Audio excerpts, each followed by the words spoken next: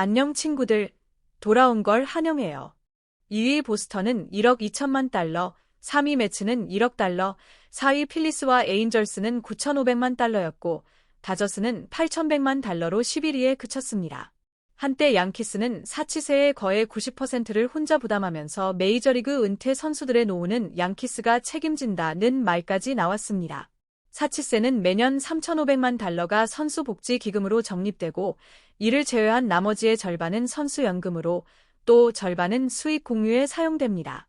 하지만 이제 양키스는 더 이상 연봉 총액 1위 팀이 아닙니다.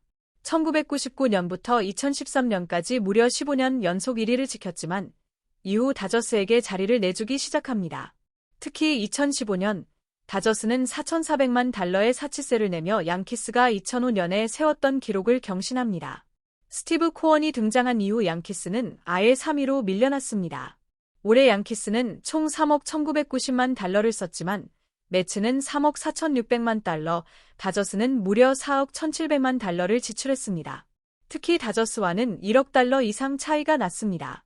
사치세만 봐도 다저스가 1억 6,900만 달러, 매츠가 9,100만 달러, 양키스가 6,100만 달러를 냈고, 이를 포함한 전체 지출은 다저스 5억 8,700만 달러, 매츠 4억 3,800만 달러, 양키스 3억 8,100만 달러였습니다.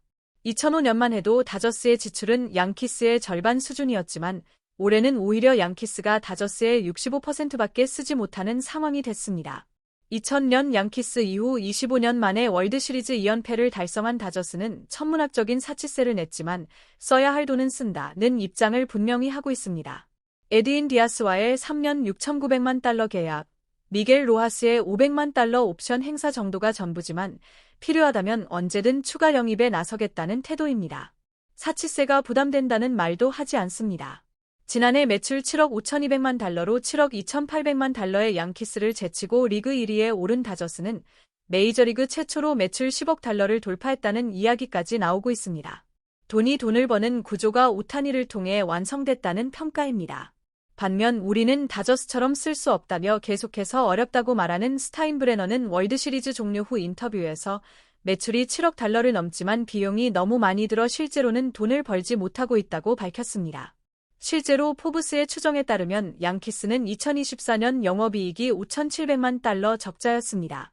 그러나 2002년 조지 스타인브레너 시절의 YS 네트워크를 출범시키며 아무도 가보지 못한 영역에 도달했던 양키스가 이후 새로운 수익원을 찾지 못한 사이 일본 시장을 등에 업은 다저스가 새로운 길을 열었다고 볼 수도 있습니다. 다만 양키스가 정말로 적자인지는 의문입니다. 양키스는 YS 네트워크 지분 26%에서 나오는 배당금, 그리고 구단 매출에 잡히지 않는 경기장 주변 사업까지 고려하면 실제로는 매년 상당한 이익을 내고 있다는 것이 업계의 추정입니다. 우승과는 거리가 있었던 시기에도 구단 가치는 매년 꾸준히 상승해 왔습니다. 다저스가 지난해 27% 상승해 69억 달러를 기록했지만 양키스의 82억 달러와는 여전히 큰 차이가 있습니다. 양키스 역시 9% 상승을 기록했기 때문입니다. 이렇다 보니 스타인브레너 구단주는 지금의 체제를 굳이 바꿔야 할 필요성을 느끼지 못하고 있고 브라이언 캐시먼 단장은 내년이면 29번째 시즌을 맡게 됩니다. 터커와 벨린저의 유력 행선지 중 하나로 양키스가 거론되는 상황에서 캐시먼은 팀의 좌타자가 너무 많다는 다소 의도를 알 수 없는 발언을 했고 에런 분 감독 역시 최근 인터뷰에서 이마나가를 만난 적은 없지만 앞으로 만날 수도 있다면서도 현재 보유한 투수 뎁스와 선수 구성에 대한 확신을 드러냈습니다. 스타인브레너가 우리는 적자이기 때문에 돈을 많이 쓸 수 없다고 말하자 구단 수뇌부가 일제히 이를 옹호하는 발언을 내놓고 있는 셈입니다.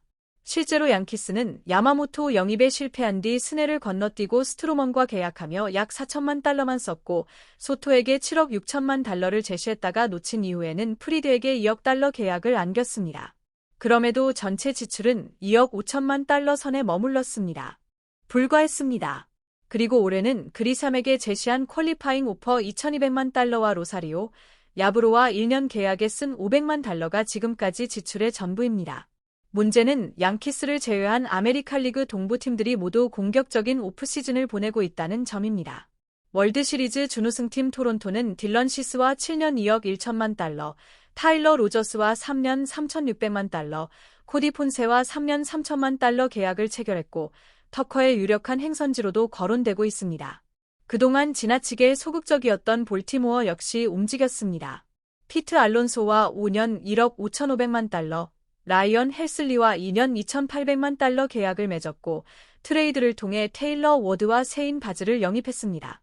바즈를 데려오는 과정에서 템파베이의 팀 내 유여 1, 2과 11 4명이 유망주와 전체 33순위 지명권을 내줬지만 바즈는 아직 서비스 타임이 3년이나 남은 가치 높은 선발 자원입니다.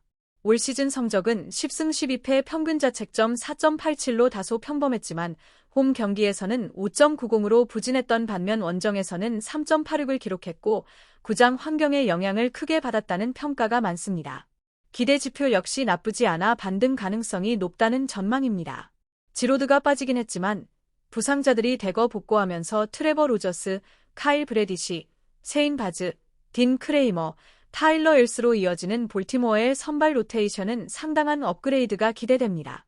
보스턴은 스와버와 알론소를 놓치며 아직 대형 지출은 없지만 소니 그레이와 유한 오비에도를 트레이드로 데려왔고 마르테 영입과 브래그먼 재계약이라는 굵직한 이슈가 남아있습니다. 다저스에서 논텐더된 에반 필립스와 연결되고 있는 팀 역시 보스턴입니다. 트로피카나 필드로 복귀하는 것만으로도 전력 상승이 기대되는 템파베이는 바즈와 라우로 팜을 보강했고 마르테 영입에 전력을 다하고 있습니다. 여기에 세드릭 멀린스와 1년 750만 달러, 스티븐 마츠와 2년 1000만 달러, 제이크 프레일리와 1년 300만 달러 계약을 맺으며 소박하지만 꾸준한 지출도 이어가고 있습니다. 지금까지의 오프시즌을 보면 나머지 알똥팀들이 분주하게 움직이는 사이 양키스만 혼자 겨울잠을 자고 있는 듯한 인상입니다. 다만 양키스 입장에서는 지금이 순 기다리기를 선택할 수 있는 타이밍일 수도 있습니다. 다음 시즌이 끝나면 르메이흐의 계약이 종료되고 스탠턴도 1년만 남기 때문에 스쿠볼 영입 전에 도전할 수 있는 여지가 생깁니다. 터커는 분명 매력적인 선수지만 그에게 4억 달러를 쓰는 순간 스쿠볼 영입은 사실상 불가능해집니다. 벨린저 역시 현재 호가가 지나치게 높은 상황이라 가격이 내려올 때까지 기다리거나 끝내 떨어지지 않는다면 무리해서 잡을 필요는 없습니다. 중견수는 그리삼으로 일단 해결했고 스펜서 존스를 기용할 수도 있으며 제이슨 도밍게스에게 한 번 더 기회를 줄 수도 있습니다. 불펜에서는 윌리엄스와 유버가 떠났지만 베드나와 카밀로 도발이라는 카드가 있고 시즌 초반 선발 공백만 잘 넘기면 콜, 로돈, 스미트가 차례로 돌아옵니다. 공격적인 영입을 1년 쉬더라도 예런 저지의 전성기를 허비하는 수준은 아니라는 판단입니다. 오히려 내년 시즌 이후 테릭 스쿠볼, 그 다음 시즌 제러드 페냐, 그리고 3년 뒤 거너 앤더슨이 시장에 나올 시점이 자금 사정상 가장 유리할 수도 있습니다. 개인적으로는 현 시점에서 양키스에 가장 잘 어울리는 선수는 보 비셋이라고 생각하지만 그렇다고 비셋을 비싸게 잡아야 할 이유도 크지 않다고 봅니다. 어느새 지출 3위 구단이 된 양키스가 큰 한 방을 위해 웅크리고 있는 것인지 아니면 효율적인 운영을 명분으로 더 이상 지출을 선도하는 구단의 자리에서 내려온 것인지는 조금 더 지켜봐야 할 것 같습니다. 한편 다저스는 지난해 1억 300만 달러에 이어 올해도 1억 6,940만 달러의 사치세를 내면서 2년 동안만 사치세로 2억 7,240만 달러를 지불하게 됐습니다. 이는 자이언츠의 올해 전체 연봉보다 5천만 달러 이상 많은 금액입니다. 누적 사치세 납부액 5억 1,994만 달러 역시 양키스를 넘어섰습니다. 여기에 오타니의 친필 사인과 황금색 MLB 로고가 부착된 유니폼 카드가 300만 달러에 판매됐다는 소식까지 전해졌습니다.